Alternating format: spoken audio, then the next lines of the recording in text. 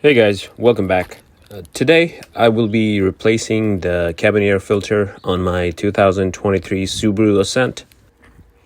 This is an OEM Subaru part. The part number can be found in the description as well. To access the cabin air filter, first open the glove compartment. Next, we will need to unhook the damper arm. To unhook the damper arm, I like to use a trim tool. So what I like to do is I like to press the tiny tabs that's holding the damper arm using the trim tool, and using your other hand, just push the damper arm outward. You can also use a screwdriver, but just be careful that you don't damage any of the plastic parts. Next, press in on both sides of the glove box to release the side clips, and you'll be able to lower it down.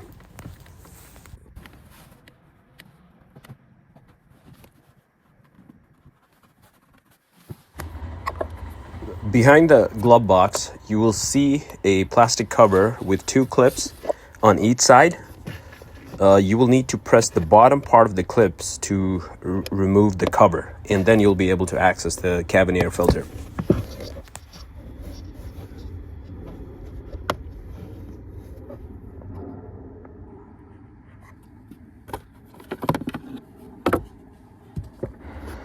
Carefully remove the old filter.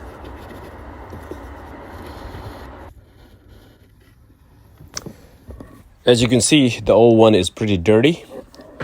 So before installing the new filter, make sure the arrows match the old one. Since I'm using the Subaru OEM, the arrow will be pointing up.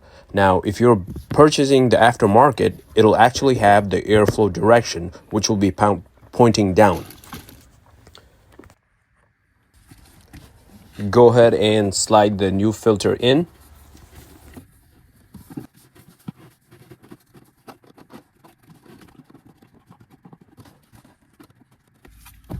Next, put the filter cover back on.